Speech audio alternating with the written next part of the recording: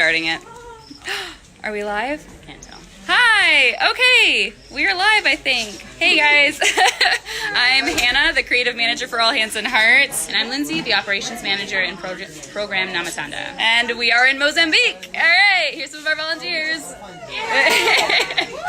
Hello. And there's Tiana. Hey. All right, they're heading out to basketball right now. We figured we would show you guys around a little bit and talk a little bit about the program. You ready? All right. Say bye. Bye, guys. So they're heading out to basketball right now. One of the things that the volunteers like to do a lot after the site day is go out and play basketball with the local community. So that's a really exciting part of being on program. You get to be with the community a lot. So Lindsay's going to go ahead and show us around the base a little bit. Let's see if I can figure out how to turn this around. All right, Lindsay. All right, so we are now inside of the base. By the time you come in, we're a really compacted base on a small dorm inside of a campus.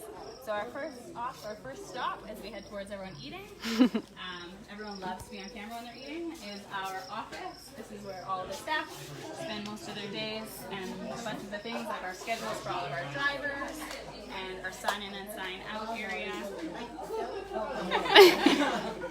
Ta-da! It works! And along this concourse essentially is where our rooms are on the left-hand side, and then our eating areas outside, because you may not be able to tell, but I'm perspiring quite a bit because it is very humid and it would be impossible to be inside the indoors of the rooms. So You want to show the kitchen? we'll roll over this way. Excellent. So this is the way that everyone leaves base, is they head off to site and also play basketball. And we have ignore the barbed wire. Beautiful welcome sign at the front as you head out into the campus of the main college that we are within. We drink a lot of water here on base. We're always replenishing our water. This is a day's worth. And we have Just 1 day's worth of water. 1 day's worth of That's water. 1 day of water. Yeah, it's warm here. A little warm.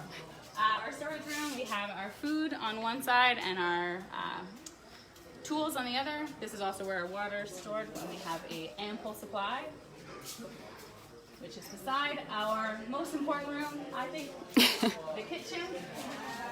We have cooks that work here, and they every day cook us lunch and they cook us dinner, and then we also make our own breakfast similar to other programs. And this is our very quaint kitchen. This is what we're having for dinner tonight. So we've got salad. The volunteers have already demolished it.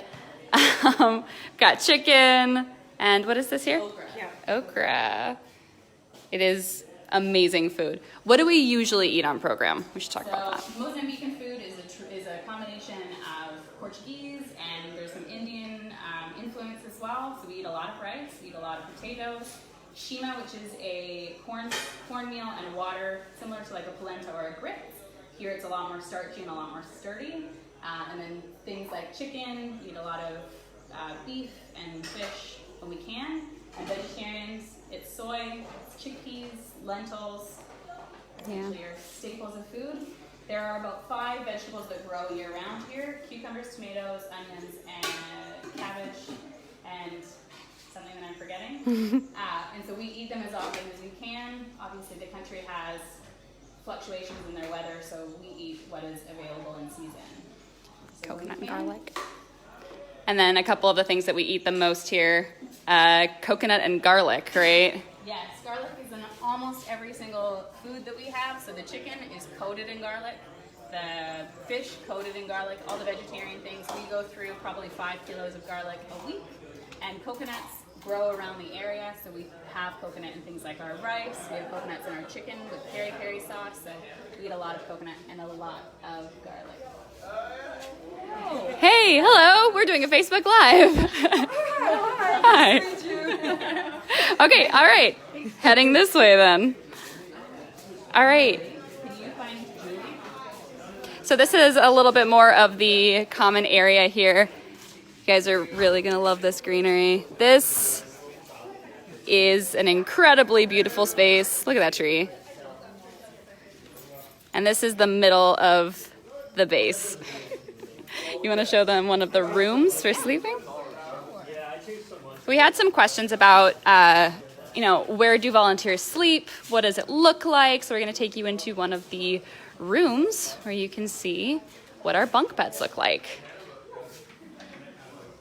So our bunk beds were used by the students at this college before we arrived and before the cyclone. So we are actually using their bunk beds, which unfortunately for us are taller than some of the kids' bunk beds that we get. And they're very heavy local wood here. This is probably about minimum. So we have 4 to 5 bunks per bed or per room, so 8 to 10 people per room. And there was a lot of questions about whether or not you should bring an air mattress. Lindsay, should you bring an air mattress? Absolutely. As these bunk beds are made here in Mozambique, they sleep on foam mattresses, so sharp edges and splinters are not a concern to pop a foam mattress, but they do pop air mattresses, so we can't guarantee that we have extras. So please make sure you bring your patch kit. Yeah. Another thing that you could bring is an air pad if you would like to. That's a lot more compact and it's easy to blow up and sleep on. All right, so we see Jesse here. He is currently cleaning his dishes. Jesse, what are you doing? I'm washing my dishes. All right. Put them in the pre-rinse and then glorious. How's everybody doing? So the washing system, talk a little bit about that. Yeah, of course. So we, similar to most international products, so that the wash doesn't get as gross as quickly. Lots of food here has oil in it, so this gets a lot of the oil out and we can rinse it faster. We wash, lots of soap, scrub everything off, make sure it's clean. The rinse gets sanitized at the end to make sure all dishes are clean, and then it's air drying. Awesome. All right. Then our work shirts, of course, the free box, like every other free box around here. And then all the volunteers eating.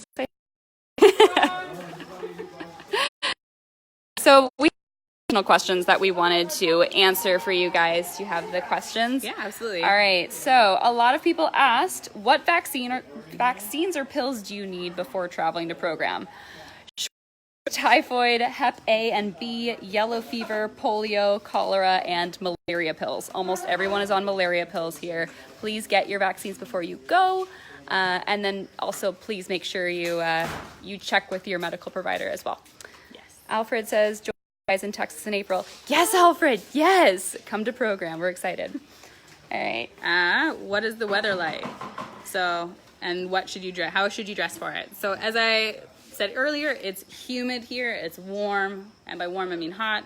If you speak in Celsius, because I'm Canadian, it's on average between 30 and 40 degrees Celsius, which I don't know what that translates to. But 80 to 90 degrees Fahrenheit. Beautiful. To 100, actually. Yeah, I was like, very hot. So how to dress for it? One of the things that we have here is you are required to wear pants or shorts to your knees, so please make sure that you're wearing loose-fitting clothing or comfortable, cooler clothing, but that it is length appropriate. And anything is really essential, especially when you're on days off. Make sure that you're packing things like sunscreen. Out in the sun here, you're sweating, it's humid, the sunscreen comes off really quickly, so reapplying is really, really important. Work boots, very important, a requirement. And bug spray is also on the list of what you need. Yeah. Quick note on clothes. I brought a lot of knee length or longer bottoms, but not a lot of breathable things to wear while on base. You can wear so anything that's like above the knee is okay. Make sure you bring really light things to sleep in as well. Lesson learned. Absolutely. And if you can get a fan at home, especially one that does not require power, do so, because sometimes the power goes out in the middle of the night and you'll be the only one. All right, next up. What's traveling around the country? Yes. Okay, so the teams pick you up at the airport. There are shuttles that run Monday, Wednesday, and Friday, right? Yes. At 4 p.m. So make sure if you're getting a flight to get there before 4 p.m., preferably a couple hours beforehand, so that you can actually get through customs and things like that without worrying. Yeah, that's pretty much the only place they will pick up and drop off at, and you need to get to the airport in order to get to program, because that's the only way you can get to program. Base culture. What time are people at? Ooh, we are an early program. So we start our day early here. Sunrise is around 4 or 4:30. Our day starts around 5:30. 5:30 is when and when hours end. 6 to 6:30 is when people are sent off to site and go into the vehicles. And then the workday ends at 3:30. People are back for our first meeting, or for our meeting of the day at 5 o'clock. And curfew is 7 p.m. after the sun has set here, and then quiet hours are at 9. So it is an early shifted day. It doesn't feel like that because the sun rises so early. Guys, honestly, I was in bed by 9 both nights, the past 2 nights that I've been here. I'm in bed by 9 almost every night. It's great. All right. Next up. Engaging with the community. There's so much engagement. It's great. So they have basketball here, obviously. Yeah, we should. It's getting loud because people are eating. Yeah, so we have a lot of volunteers that play basketball with the community. With the younger kids, they play soccer, right, with the community. They're starting an initiative where they create art with the community after work hours. So that's incredible. Anything else that you guys do on a regular basis?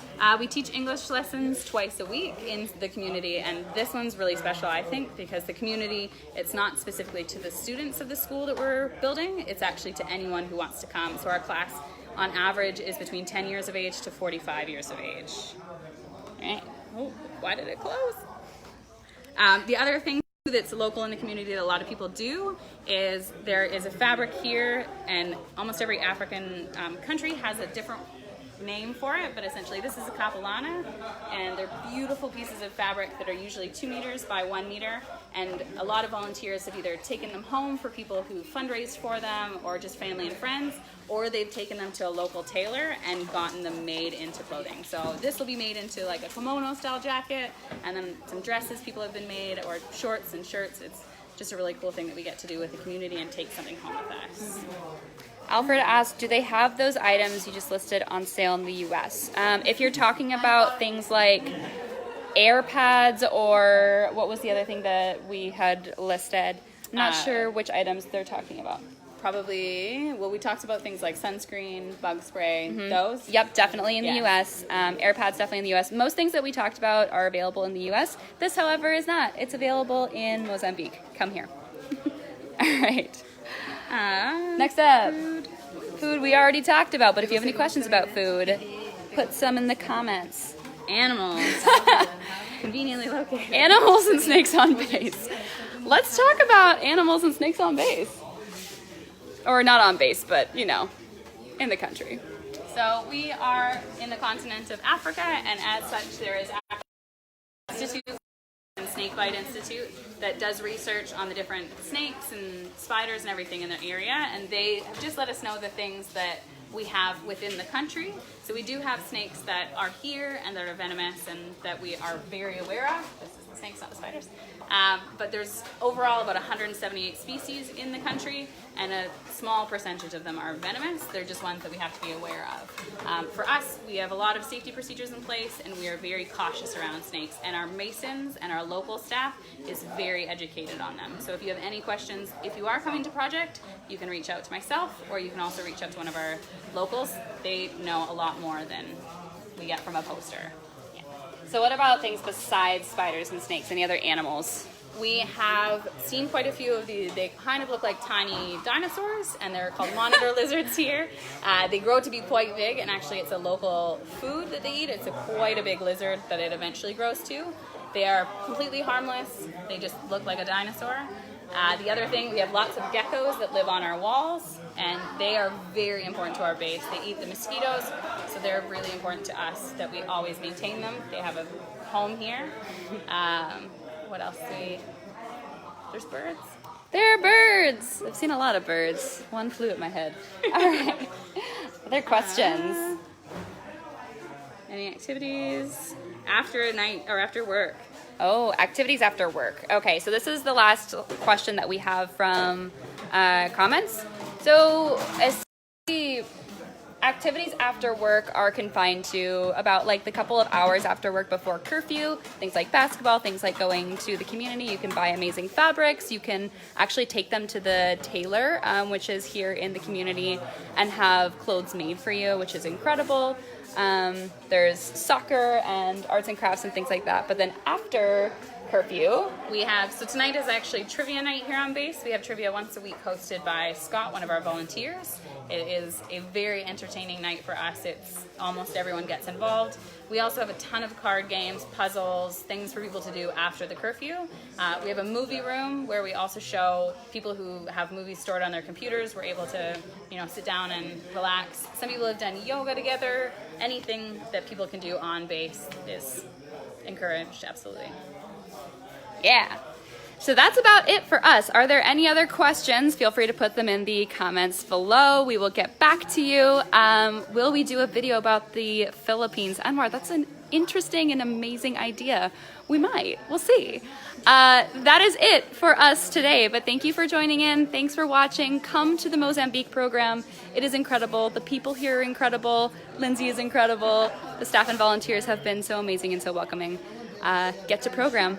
Thanks, guys.